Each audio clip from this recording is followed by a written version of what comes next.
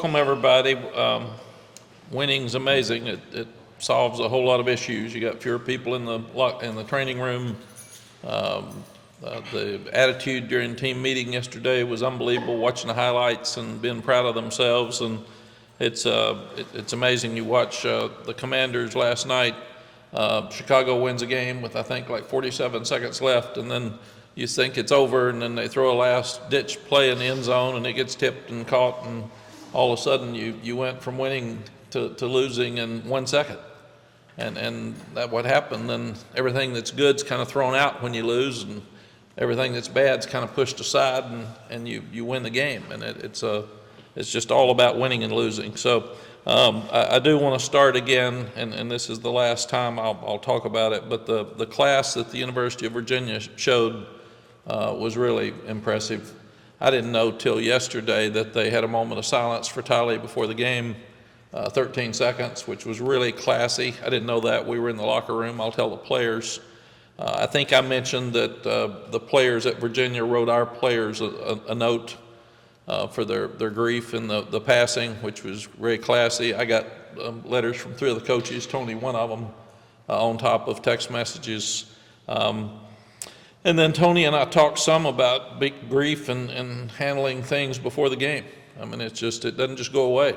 You know, these are life things and things that we learn, and no matter how old you are, or you're still losing a 23-year-old. And for them to wear the sticker, which I did remember a lot of us wore stickers when they lost their 3 players on the helmets, but sometimes you have to put the competition aside and really think about what's best for both, and that's what Tony and his staff did for us. So I really, really appreciate that. I've said all along this is a team that I thought would keep getting better, and we showed that Saturday. That's the best we've played as a game, as a team, the entire game since Minnesota, and Minnesota's turned out to be a really good team. As I said, their quarterback's playing well. They jumped all over Maryland this weekend. They beat USC. They're having a tremendous year. But the guys played free. They played loose. I thought they had fun. They looked like they had confidence, and that's something that we haven't seen for an entire game for a while. And the keys to victory, the things that we've got to accomplish, they did. Throughout the game, the middle 10 we talk about as coaches, the last 5 minutes of the half, first 5 minutes of the second half, we outscored them 21-0. And the drive with 4 minutes left was really important to score with 1:32 left. And then we were able to save our timeouts, get them on a 3-and-out. They punt to us, and we go down, and what an unbelievable catch, throw-in catch by J.J. Jones right before the half. Those are plays we haven't been making. And we talked to the team during the week about pressure's a privilege. So if we choose you to make the play to win the game, that's pressure, but that's a privilege because we trust you. And you've got to step up and make that play. And JJ made that play on Saturday before the half, and I think that was probably the play of the game because you get that much momentum going into half when they get the ball to start the second half, and we might have gotten 3 there, but taking the deep shot, we had 5 seconds left. The penalty would have given us a shot at a field goal. But if he hadn't kept his feet in and had control of the ball, we wouldn't have scored. And that, again, made all the difference in the world. Offensively, we ran the ball. Omarion got over 1,000 yards. He's only the 9th Tar Heel to have done that in back-to-back seasons. He's one of 6 Tar Heels to have at least 16 100-yard games in his career so far. So it's really impressive. He's obviously one of the best players in our school history with a lot of football left for him. So very, very proud of him. Jacoby Criswell continues to get better and more comfortable. That was by far his best game and his first win. So I feel like the offensive staff is getting more comfortable with what he does best. He's getting more comfortable with the offensive line and checking the protections because we didn't give up a sack, which was impressive. And we had no turnovers. So those 2 things are the reasons you win games on offense. We scored touchdowns in the red zone instead of field goals. We didn't do well on 2 4th and 1s. And those are things that we've got to do a better job. We should be making our 4th and 1s. We had 5 penalties on offense, 4 of them were holding, so we've got to do a better job in that area. And we had very few penalties for the game. You all should get something changed. I've never realized this, but when you kick off out of bounds, that's a penalty, and they don't count it as a penalty on the stat sheet. Because I was looking for our penalties, and I said we had a penalty for kicking off out of bounds, and they said they don't put that on the stat sheets. Wow. Jeremy couldn't answer it for me. I'd never heard it. I'm just trying to find it. I said, no, we had 6 penalties. We didn't have 5. And they said, no, that's not a penalty on the stat sheet. I said, well, they marked it off. Yeah, they threw a flag. They marked it off. So it is a penalty. But since it's an untimed down, but it seems like it should be a pre-snap penalty to me on stats. So Like offsides on the kickoff. it makes no sense to me whatsoever. Never heard it. I was just looking for it because I knew we had it, and I knew they didn't turn it down. So I was trying to figure out, but we've got to kick the ball off better, was my point moving in. But we had 6 penalties, 5 are on record is what we had. We had 3 last the Georgia Tech game, so we're doing a lot better job again in limiting our penalties, especially pre-snap and post-whistle. Defensively, we did some good things offensively without Bryson Nesbitt, too. Jake Johnson played a lot of plays. He didn't catch a ball, but he's working in there to help us with the absence of Bryson as well. But all the receivers, I thought, stepped up and did a better job. Defensively, we stepped up like we did against Minnesota. We stopped the run, dominated the game, and we've got to replicate that defense moving forward instead of some of the defense we've seen for the last 2 weeks. We had 10 sacks. I had 15 on the year coming into this game, so that led to 12.5 tackles for loss. It's the most we've had since the 2000 game with Wake Forest. We forced 2 turnovers. One of them was a touchdown, and the other one led to a touchdown, the Kamen Rooker interception that was pressure on the quarterback by Power Eccles. And limited explosives. Did really, really well against them on 3rd and 4th downs because we stopped the run. Forced 2 field goals in red zone, the first one from the 1, and forced 2 field goals out of their 3 trips. Special teams, we thought Elijah Huzzy did a tremendous job of catching punts and saving so much field position. It's the best job he's done their punter was averaging like 49 yards a punt or something. We held him to 39 because of Elijah catching the ball. We were inconsistent on our punting and our kickoffs. We've got to do a better job in those areas, and because of that, we lost the kicking game, and that's the only thing that we lost during the game.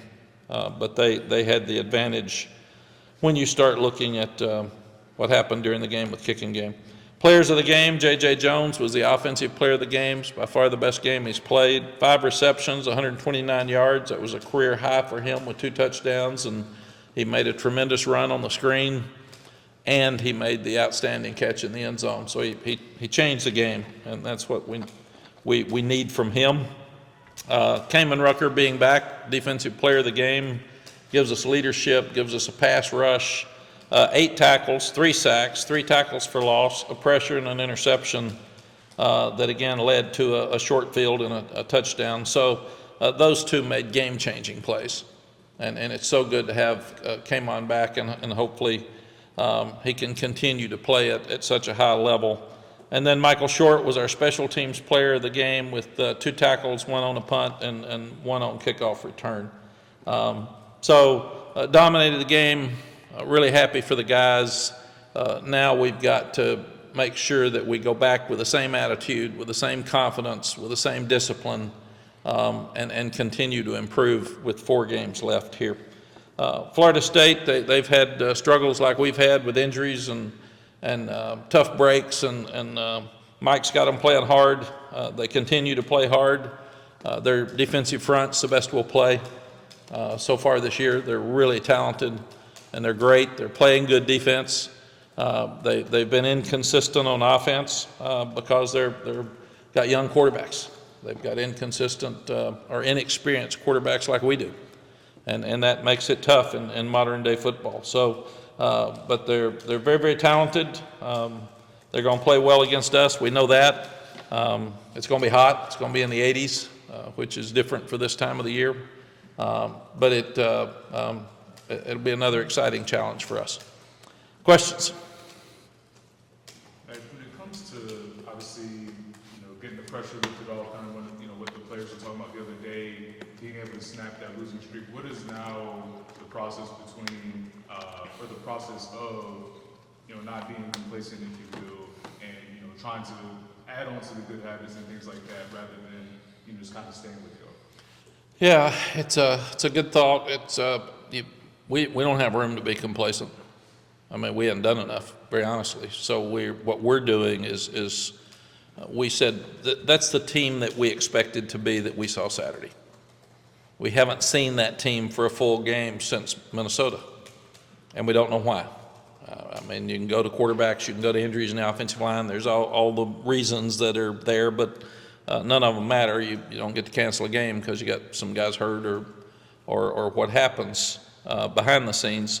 So our challenge to them is going to be that team needs to be the team that this year will be remembered for, not the one that had the 4-game slide. So that's what you got. You got 4 games here at the end to be who we know you can be, and that's consistent team. And being consistent is really hard. You watch this year in college football, it's more inconsistent than it's ever been. Whether it's distractions, whether it's transfer portal, whether it's the NIL, the agents all being involved or part of the distraction, I don't know. But it's more inconsistent than it's ever been. Every Saturday you say, wow, how could that happen? And it's happening. And it's happening every Saturday. So what I've told these guys is that you got to go back to work and be consistently great at what you do. And that will determine your legacy for this team.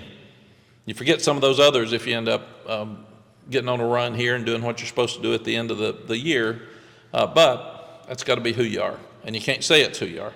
So to be consistent, you got to have discipline, and mental discipline is more important than ever before because of all the distractions.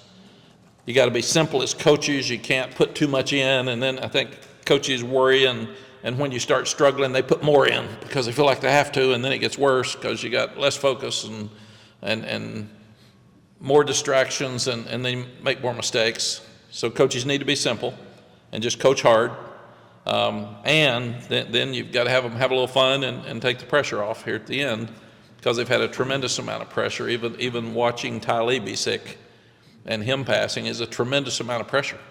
Now you got the pressure of grief still, but you don't have that pressure every day of wondering if he's going to be okay or watching him in pain. So I do think that in a strange way, him being safe and knowing that he's okay now since he's passed and that he's in a great place and has no pain has helped some of them from what they've talked to us about. Matt, Jacoby, have you ever had a quarterback do what Jacoby has done to come from where he was and catch up and do all the things he's done and actually give you a chance to win? No, it's a good point again, Chip. I've never thought about it, but no.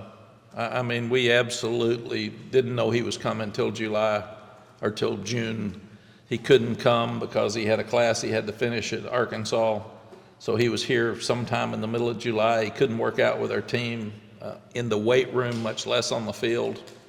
So out of shape. Didn't see the offense in the spring, didn't have any idea because it's a different offense than when he was here before. Was told that you're not going to have a chance till the spring. I mean, no. And I did tell him, I think Tuesday, that the only thing quarterbacks will be remembered for is wins. So that's going to be your legacy. Your legacy is how many games you win. Nobody's going to remember you weren't here. Nobody's going to remember you didn't have spring practice. They're just going to look at record books and see your name and see your record. And so that's what you got to do is you got to win games. And after the game Saturday, he said, "Got that win." Is that what he told me? He did. And I said, good for you. And that's exactly right. So that's what we've got to do. And he did everything right. He's running better.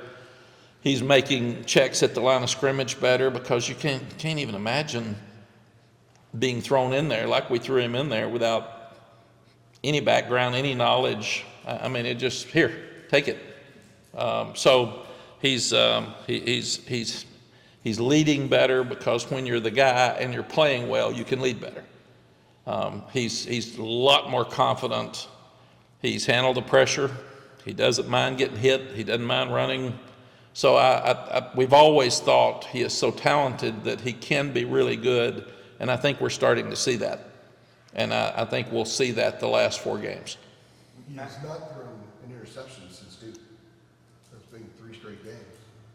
It's 115 pass attempts or something like that.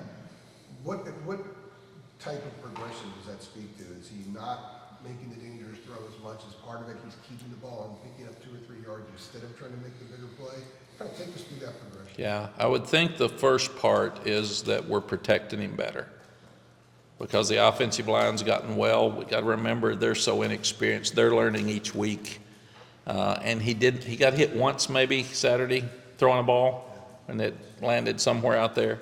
But he beats Georgia Tech most likely if we protect him, or we catch a ball 2 weeks ago, because he put us.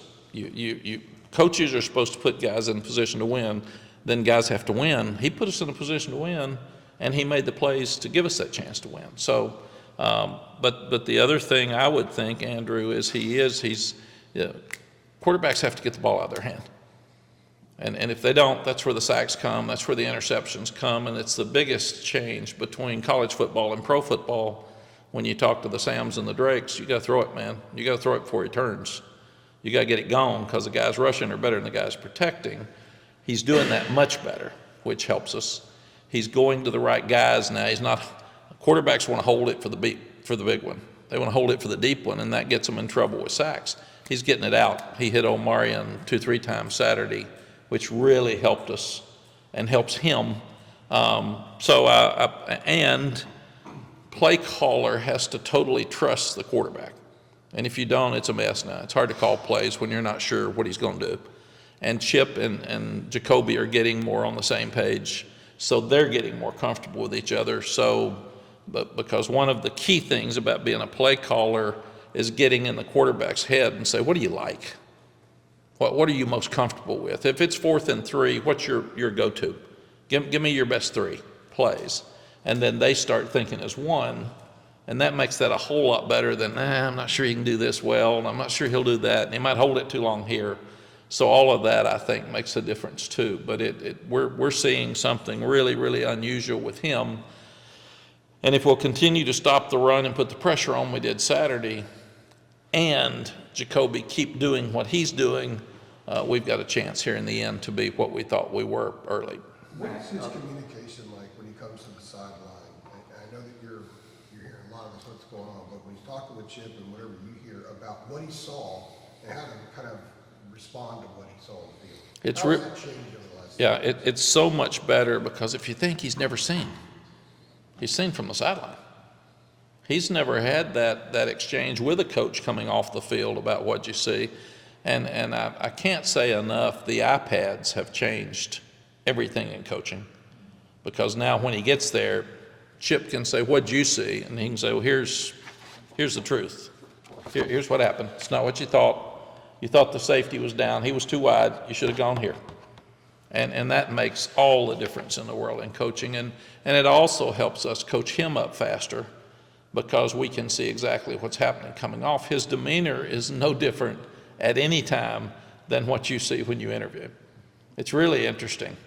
He doesn't panic. He's not going to be that excited about anything. He'll high five somebody or pat him on the tail and say, great job, I like that. But his demeanor does not change. He's just like this. And I think the players are buying into that too, as he continues to lead them. Matt, along the lines of where you said we can't be complacent, it seems like listening to you guys last week coming out of the bye and then the other day up at UVA, this group isn't shying away from talking about running the table the rest of the way. Why do you think that is? It's really interesting, other than JMU, which who knows what happened. I mean, you can't turn the ball over 7 times and win a game, number one, but we didn't start well. We didn't play well. They've played hard, and they've practiced hard every week. Like I said, pro scouts come in and say, God, you think you're undefeated the way they're playing? And I told them it's really sad right now that we see a team in practice that I don't see in the games. And practice doesn't matter if you don't play. I mean, you don't get points for practice. So why don't you have the fun and the excitement and the energy in the games that you have in a practice field? And they did that Saturday. So hopefully that's a breakthrough too. Maybe they felt too much pressure from the losing, from the Tylee situation. Maybe it's just been such a burden on them that they haven't been able to release and play. And I thought Saturday was the first time I've seen them play. And we've really talked about, you're going to make some mistakes. So you have to use those mistakes to learn from them instead of let them kill you and you get down and think you've lost the game. Use it. Use it as a way to learn and say, hey, good play, and go back to the next one instead of I'm losing the game. So I think we're just kind of growing up as a team as we look at it. And this week will be a big challenge to see if we'll do that, to see if we'll go play again. And it's Florida State. That hadn't changed. They're really talented. You watch them against Clemson. You watch them parts against Miami the other night. And they're still really, really talented and really good. So it's on us to go down there and play well. Mack, with FSU, you obviously just mentioned they always are going to have high-end talent. Is it almost more difficult to prepare for a team that has had the struggles that they have had this season, where their record obviously belies the type of players that they have on their roster? Yeah, I think, Michael, that we can use our situation because we've got really talented players and we've played up and down. And we played great Saturday. So we're capable, everybody's capable of playing great. You've just got to go take that right away. Calandria at Virginia has played great this year. Our guys didn't give him a chance Saturday. They were all over him, so he didn't have time to throw. And that's the difference. If you let him stay back there and throw, he's going to beat you. And he can run. And I think he had 2 scrambles for first downs on 3rd and 10 instead of like Georgia Tech or Pitt where they had way too many. So we didn't do a good job of taking away what Georgia Tech and Pitt did best. We did Saturday. We took away what they did best, and that was a quarterback making plays. So that's what you've got to do in these games, and that's what comes down to coaching. Following up what Adam said, 2 years ago, after 8 games, you were 7-1. Last year, you were 6-2. You know how you felt at the end of those seasons. So it's just with the schedule has gone and so forth, you have to do it, but the opportunity seems to be there to turn the whole thing around over the last 4 weeks. Does that make you excited? The team excited? Yeah, I'm not excited we haven't done well, but I've said since the beginning I thought this would be a team that would play better at the end of the year because of all the 3 quarterbacks, the inexperience at quarterback, the inexperienced in the offensive line, new defensive coordinator, and we have a chance to do that. So that's exciting for us sitting here at this point in the season, where at 8 games the last 2 years, we've been disappointed in our last 2. Now we're excited about a win on Saturday and the challenges that are ahead. Mack, what's it like going back to a place that you played there, you got your coaching start there, the emotions that kind of come back when you go to Tallahassee? Do you know, the only thing that happens when you go back to places like this, or you have so many teammates and friends that want to see you, and it's kind of hard because it's a business trip. You don't have time to hang out. The guys are saying, can I run by the hotel? And I said, well, I'm kind of busy. But it's that part's fun. I do remember when I was at Tulane, we were playing, and Coach Bowden was the coach, and we went up 7-0. I think they beat us 77-14. And I said we made them mad because it was 7-0 at the end of the first quarter, and we stirred them up. And then I can remember Coach Bowden had Anthony Carter, I think, was the running back receiver at the end, and he ran a reverse late in the game and got the 77th point. So after the game, I said, why do you do that? I mean, why do you run it up like that? And he said, I was coaching at West Virginia, and I was ahead of Pittsburgh 34-0 going into the fourth quarter. I took them all out, and I got beat 35-34. And he said, I will never, ever take my foot off the gas again in coaching. And he said, the other thing, I want to beat you so bad that next year when I play you, you're just trying to keep from getting embarrassed. You don't think you got any chance to win the game. And I thought both of those made sense to me. And then we got in the locker room, and I'll never forget, a young GA came over to me and said, Coach, this is your school, and you played here. They actually had a team reunion with my team coming back for the 77-14 loss. And he said in the locker room, there'll be a time you'll make Coach Bowden pay for that. And I said, well, as long as I'm at Tulane and he's at Florida State, probably not. So, and I was right. Yeah, you never did. No, we couldn't beat him. We had our chances. We had a couple, but nobody else beat him either. It's interesting, everybody says, well, you never beat Florida State when you were here before. I said, yeah, nobody else did either. Mike, what other thing about the quarterback situation too? How's Connor Harrell handle this whole situation for a guy who's starting like the second game? Yeah, Chip, thanks for bringing that up. Connor's been unbelievable. He was so happy after the win Saturday, and he's helping Jacoby on the sidelines, and he's running around talking to players. And I really was hoping that we'd get a stop with 7 minutes left and get Connor in so he could play the last drive and let him play, because we still may need him. But he is in a time where people are talking about transferring and pouting, and I'm going to opt out, and I'm not going to play because you put him in my place. Connor Harrell is one of the nicest kids I've ever been around, and the smartest. He's one of the top students in our business school. He'll graduate here. He's going to make more money than all of them, playing football or not. He's just a special young man, but thank you for asking, because he's very unique and very unusual. It's nearly like he's a coach. And practices hard. He had a great practice last week. And Jacoby's been hit a couple of times where I think we'll see Connor again at some point. Mack, I know I asked you about JJ the other day there at UVA, and you said, well, a lot of it has to do with the quarterback situation. I mean, JJ playing better. To what do you attribute the fact he was getting those unsportsmanlike conduct penalties earlier in the season? What do you think was going on there with him? How has he gotten past it? Did you talk to him about it and tell him to cut it out? Where do you think he's gotten to now with his game, to where it seems like he's sort of unlocking who you thought he could be? Yeah, we've got to think that his best friend was Tylee Craft. And he watched him getting sick and sicker and sicker. And there's a tremendous amount of pressure on these young people anyway. And then sometimes when it's not working on the field as well, whether it was him getting balls or us winning games, then a certain amount of frustration builds up. And then people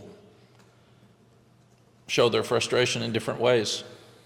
And Lonnie Galloway is one of the best coaches and people I've ever been around. He loves those kids so much, and he was so vested in Tylee's life and his health and sickness here at the end, that Lonnie just sat down with him and said, come on now, we can't, this isn't you.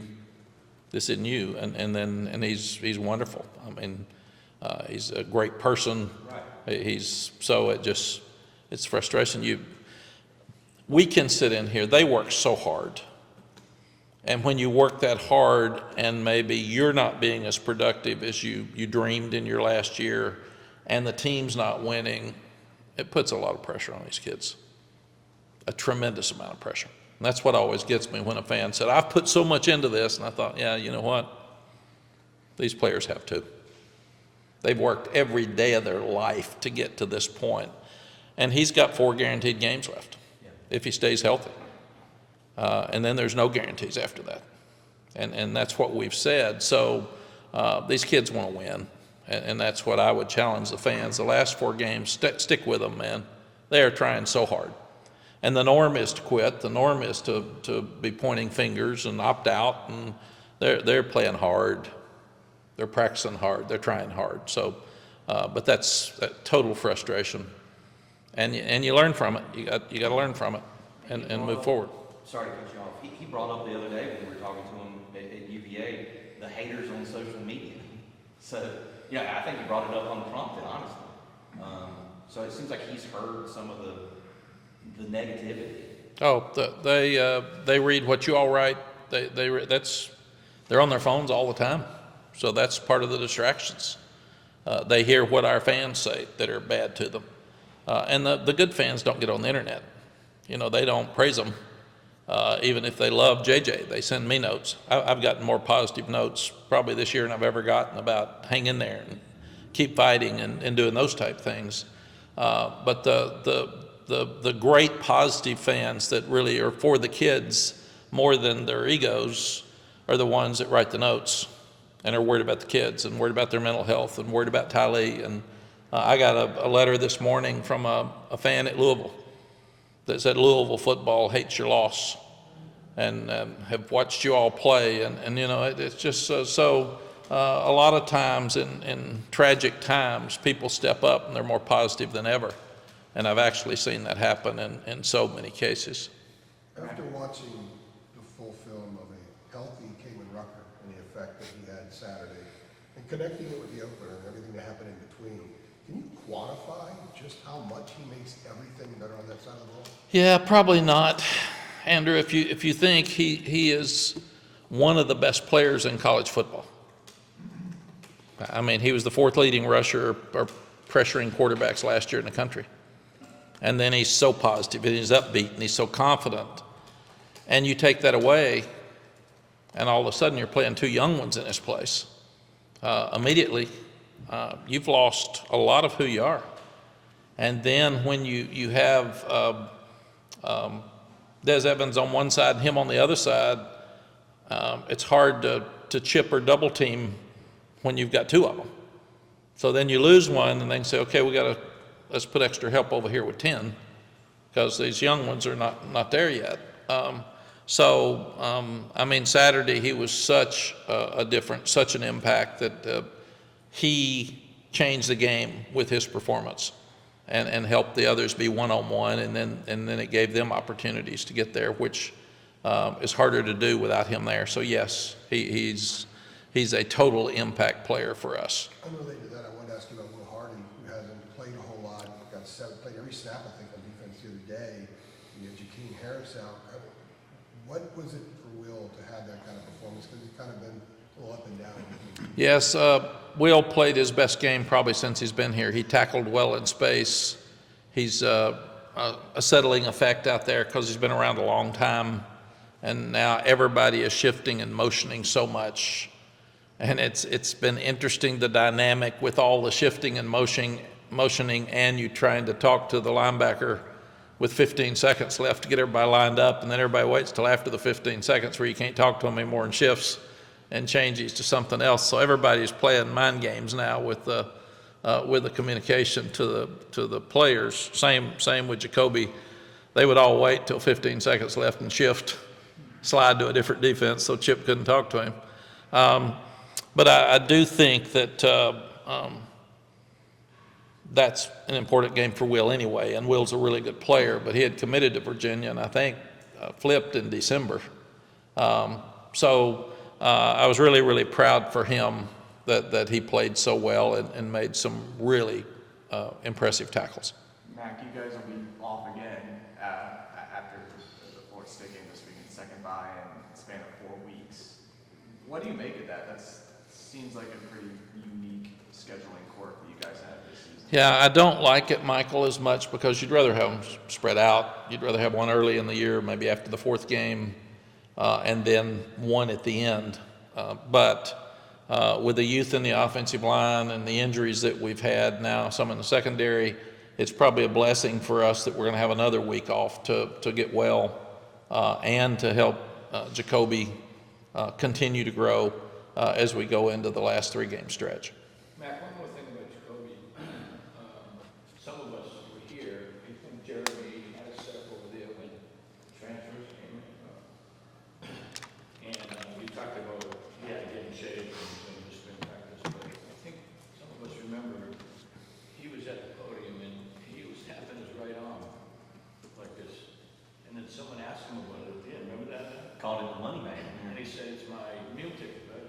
It's the money maker. So, to me, you know, you said he wasn't gonna play because he was here too late, we had two guys in front of him, but like I said that, he had tremendous confidence, it seems. Did you realize he had that kind of confidence? No, because he's never played. But I mean, I mean, that was, we go back, Art, to the spring game with he and Drake.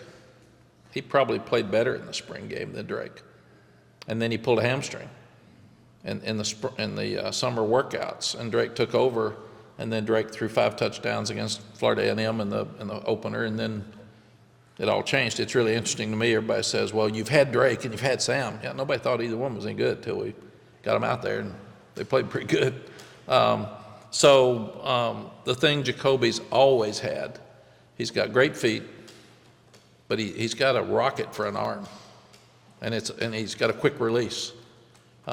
So there's no question in my mind he has a chance to be an NFL player. He's just got to continue to grow. And his life has been disadvantaged in so many ways, and he's overcome that. His football has been disadvantaged in so many ways. He's had such bad luck. And here he is. He's overcoming it too, because he's got a great attitude. And I told him, if you're coming here to start, I wouldn't come. And he still came. So he is a confident person, and he also he's got strong faith, and he believes that you keep doing what you're supposed to do and things are going to work out. And he has, when we told him you're not going to play till spring, he wasn't mad, he wasn't frustrated, he didn't say that's not fair, he just said, I got it, I'll keep working. So you really pull for him, because he deserves a break, and he's finally got it. And like we said, based on what he accomplished, he could have won the last 2 games. So hopefully he'll have a great finish here. And what a story. There's never been a better story than his, for what he's been through before football, during football, and now what he's accomplishing at the end, if he can finish this thing right. Mack, do you worry at all about emotional drain or emotional letdown from the last few weeks? It's obviously been a lot, and then you get this big release on Saturday, and it's like, oh, here's another game. Yes, absolutely. We're all learning. We've all had some grief in our life, and mourning, and you're, I mean, at the level of emotions is all over the place. I mean, I still can't. I'm a very emotional person, but I can't talk about Tylee. I couldn't talk about our conversations with Tony before the game without breaking down. And it's so, we all handle grief so differently. I've always been one that tried to keep my mouth shut and just handle it. And sometimes in this position, you can't do that. You got to talk about it. And it's probably healthier for me to talk about it than it would be to keep it all in here like I normally do.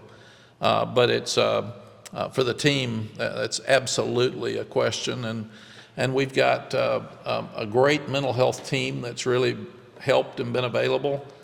And, you know, for staff, you've got staff that not only, I've learned through this, and I was probably too young at Texas to really understand what it did to fathers and grandfathers.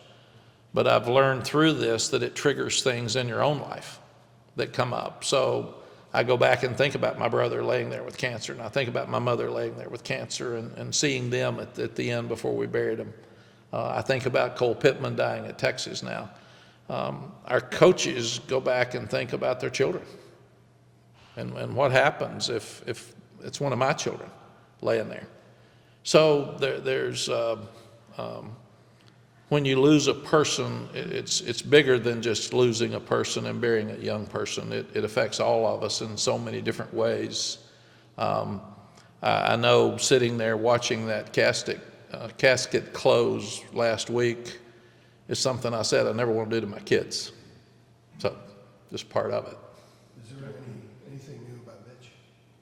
No, he didn't come yesterday, so we're going to check on him again today. We did, it was really cool that they did get him on FaceTime. We were worried we wouldn't have good connection because we were having trouble.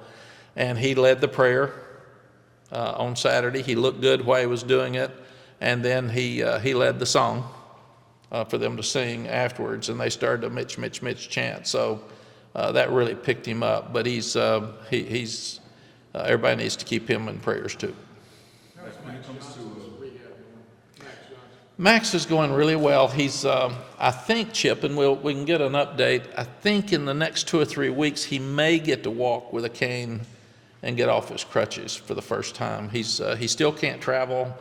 He still has trouble sitting for a long time with his hip. It's just been an awful injury for a college football player trying to rehab and get back. And he is back here. He's at practice now. He's at meetings. He's in team meetings. He's in there with Chip talking to quarterbacks and helping coach. So his mental health is much better now than it was, because we were worried about him early, because you lose everything.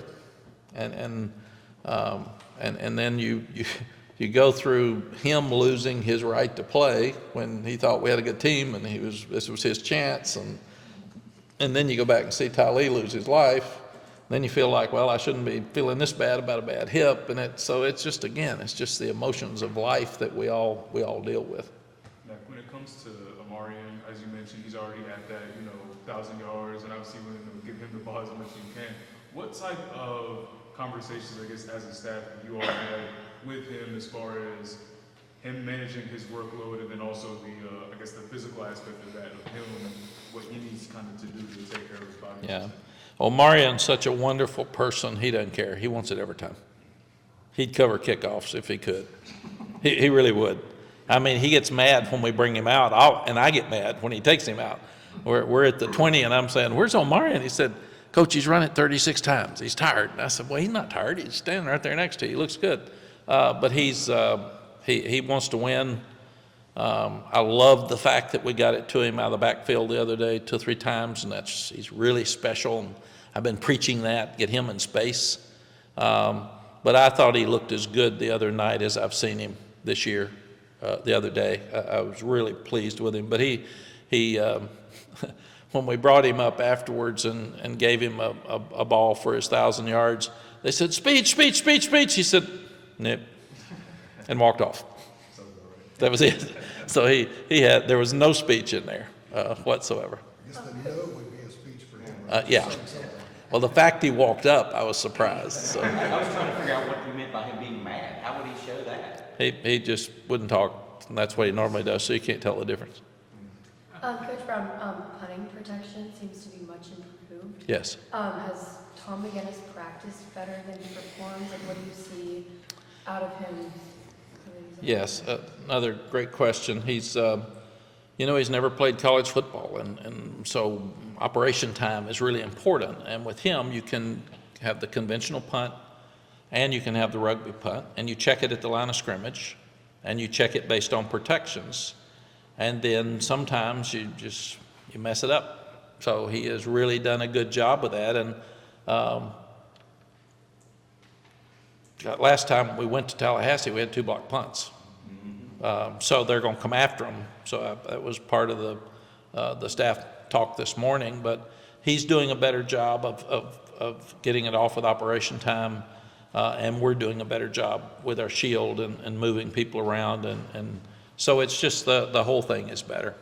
But it's funny when football can get really complicated. So when you've got a quarterback and a center, and both of them are new, and you're trying to check the protections while they're all moving around, and you've got 15 seconds left to do it, you need experience at both of those positions in doing that, and we didn't have that for a while, and it really hurt us. We're doing a better job now.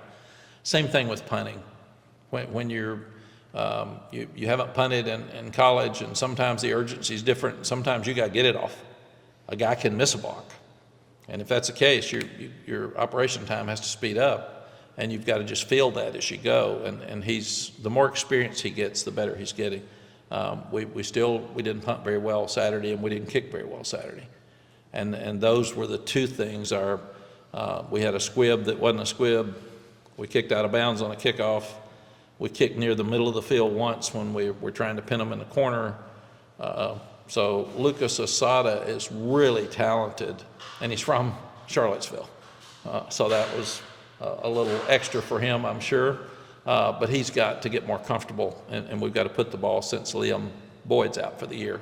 And then we lost contain early, but the ball was more near the middle than we wanted it on the first punt, and it was really short. I actually had a fan, as I was leaving the field, say, "Was there strategy with that really short punt?" I said, no, it wasn't. It's not something we planned on.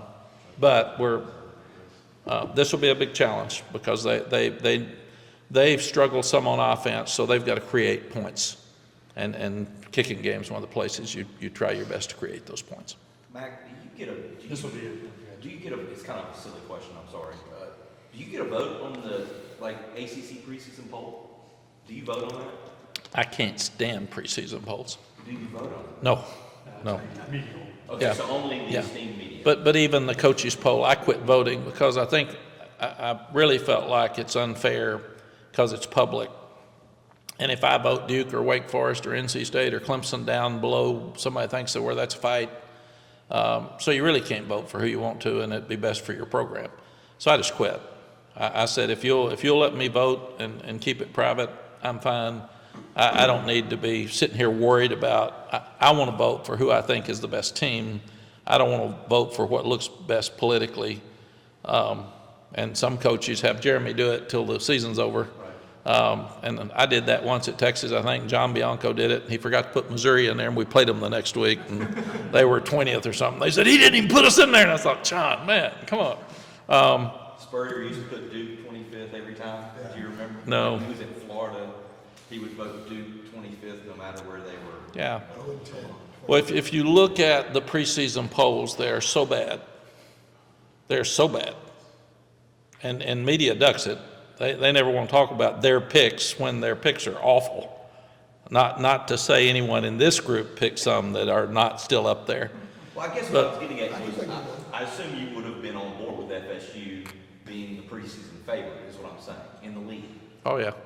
That's what I was getting at. Absolutely. That's why college football's changed so much. You can't tell. I mean, you just absolutely can't tell. Who would have picked Vanderbilt to beat Alabama? Who would have picked Texas and Vanderbilt to be onside kicking at the end of the game Saturday? I mean, it's you. You better go ready to play. I mean, it's every week. And when people say, are they ready to play? I thought we were ready to play James Madison. I mean, practice was good. Pregame was good. They looked focused. I watched them in pregame. I mean, so, I just don't think you can tell anymore. You just got to coach the heck out of them when you get them on the field. I saw something the other day, the preseason top 5 in the Big 12 are the bottom 5 right now. Yeah. I mean, but transfer portal has made it where we have no idea who's at each place now. Some of these aren't even there in spring practice. And I said, when I worked for ESPN, they were telling me before the national championship game, pick the 4 finalists for next year. I said, I don't even know who's coming back. They said, it doesn't matter, just pick them. But I really think the first time that we should even think about polls are for the college football playoff polls. By then, you've earned something. And other than that, it's just for media fodder because all we're saying is that team was picked early. I didn't pick us. So but we don't know. We just don't know anymore. Right. Thank you.